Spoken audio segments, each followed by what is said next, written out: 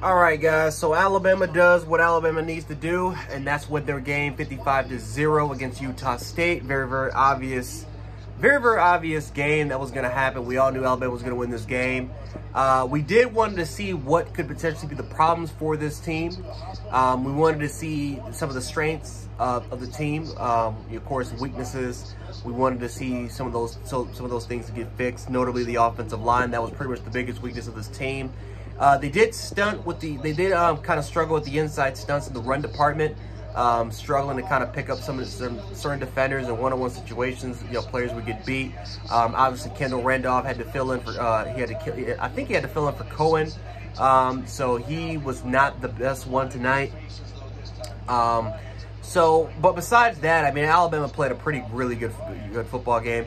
It's hard to I hate games like this because it's hard to tell what what could be a problem for this team, and it's not until we face against either a great passing attack or a great running attack where we can maybe see what potentially could be a problem for this defense, because there's no question the defense can be the biggest strength.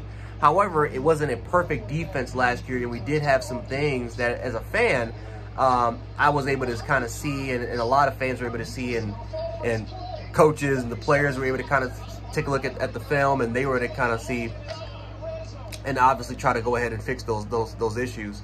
So next week we have Texas. We're going to be on the road at Austin, and we're going to be going against against a team that has some really good skill position players, right? You got Mullet Boy, Quinn Ewers. You have one of the best running backs in the country, Bijan Robinson. You have a very young but talented offensive line. And you got the receivers, right? You got Xavier Worthy that's there. Jatavion Sanders at tight end looks to be good. We got to find out what's going on with Jalil Billingsley and Agiye Hall. But we're going to go against a very young team, a very young, talented team. So that could potentially present us some problems, definitely more problems than what Utah State could do.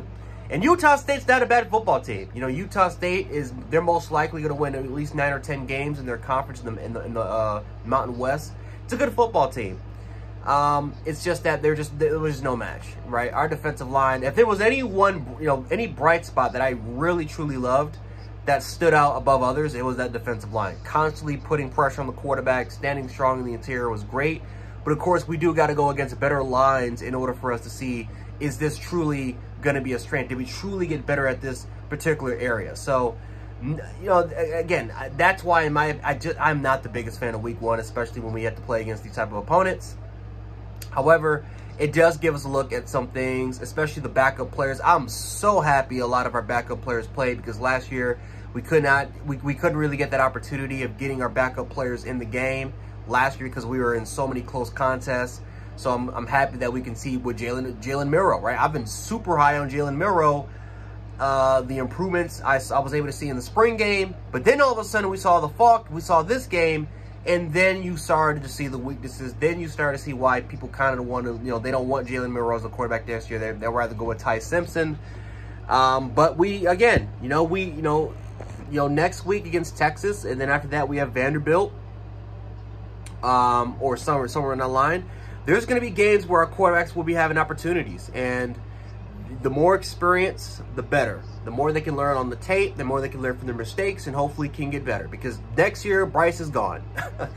Bryce Young's gone next year. If he can, luckily, and I'm knocking on wood, if he stays healthy and everything goes right, he's gone next year, and we got to look towards the future. So, getting our quarterbacks as many reps as possible is going to be very pivotal for the program, especially for the next maybe couple years. Very impressed with Jahmyr Gibbs. He was able to create some of his own running lane because the offensive line wasn't able to block to their own, to their own ability. But Jahmyr Gibbs had a 58-yard run. You saw the explosive ability. You saw how quick he can get. You saw his lateral movement. You saw his lateral ability, his ability to cut on a dime. Very impressed with Jahmyr Gibbs. We saw Jason McKellen was out there. Trayshawn Holden had a really nice game. Jermaine Byrne had a couple touchdowns. Wade Anderson was constantly pressuring the quarterback and being heavily involved in the run game. Jaheim Oates, we saw Jaheim Oates actually a lot, especially in the second half. Again, there's a lot to talk about. I was very impressed with their offense, and I was, for the most part, more impressed with our defense, but I was pretty impressed with how we can move the ball extremely well through the air. and just Trayshawn Holden. Kobe Prentice had a really good game as well. He had, I know, not a crazy stat, but someone brought up the stat that he had more receiving yards than Julio Jones' first game. But Kobe Prentice was also really, really nice today as well. Will Reichert, flawless when it comes to his field goal kicking. Had a 49-yarder, 30-something yarder. Again, made all his PATs.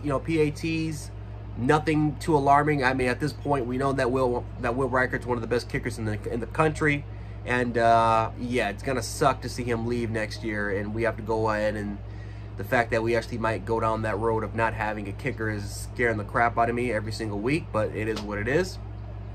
But yeah, I mean, like I said, I'm not gonna overhype this game.